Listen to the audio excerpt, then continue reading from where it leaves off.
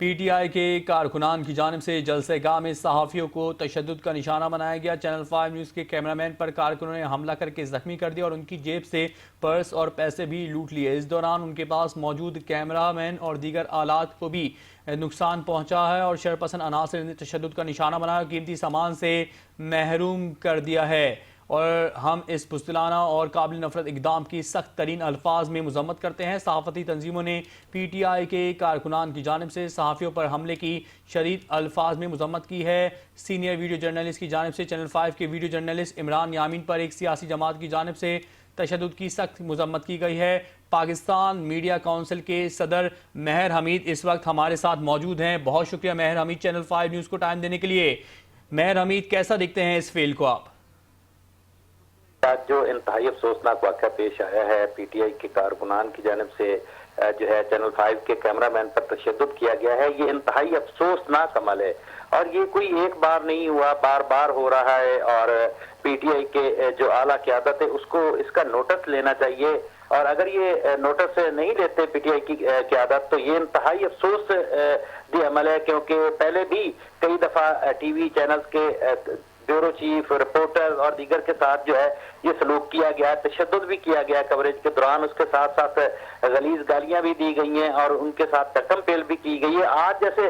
کہ افسوسناک واقعہ یہ کراچی میں پیش آیا ہے، عمران یامین جو کیمرہ مین ہے چینل 5 کے، ان کے ساتھ پاکستان میڈیا کونسل اظہار یکجہتی کرتی ہے اور اس کے ساتھ ساتھ اس افسوسناک واقعے کی مذمت بھی کرتی ہے اور اگر پی ٹی آئی کا جو ہے روش یہ ختم نہ کی گئی تو ملک بھر میں جو ہے پاکستان میڈیا کونسل وہ احتجاج کرے گی اور اس کے ساتھ ساتھ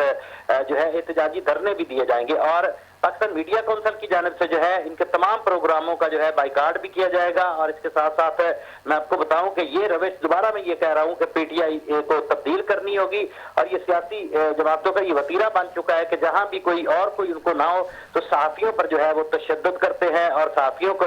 دیکھیں یہ زبردستی نہ تو کوریج کرائی جاتی ہے اور یہ صحافی آپ کی ان کی کوریج کرنے کے لیے گئے تھے، اگر اس کے باوجود ان کے ساتھ یہ سلوک کیا جاتا ہے تو یہ افسوس دہ عمل ہے اور پی ٹی آئی کی قیادت کو یہ سوچنا چاہیے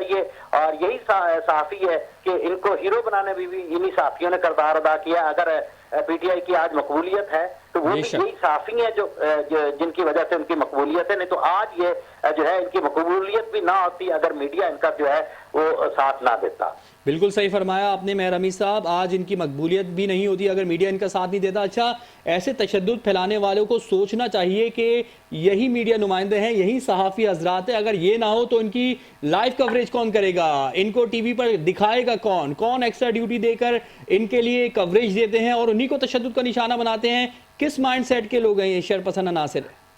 جی دیکھیں، یہی تو بات ہے کہ اس وقت پہلے میڈیا جو ہے مسائل کا شکار ہے، صحافیوں کو پہلے پریشانیاں ہیں، اس کے ساتھ ساتھ کئی جو ہے وہ ایکٹ لگائے جا چکے ہیں، اس کے باوجود صحافی اپنی جان جوکھوں پر ڈال کر جو ہے وہ جاتے ہیں، ان کی کوریج کرتے ہیں، ان کی مقبولیت میں اضافہ ہوتا ہے۔ پہلے یہی میڈیا ہوتا تھا پی ٹی آئی کے لوگوں کے لیے اچھا ہوتا تھا جب یہ پی ٹی آئی کی کوریج کر رہے ہوتے تھے، آج کوریج بھی کر رہے ہوتے ہیں اور ہم مار بھی کھا رہے ہوتے ہیں اور یہ کب تک چلے گا؟ ایسا نہیں چلے گا۔ میں سندھ حکومت سے مطالبہ کرتا ہوں کہ یہ جو شرپسند عناصر جنہوں نے عمران یامین پر تشدد کیا ہے ان کے خلاف ایف آئی آر کی جائے اور اس کے ساتھ ساتھ میں پی ٹی آئی کی قیادت کو بھی یہ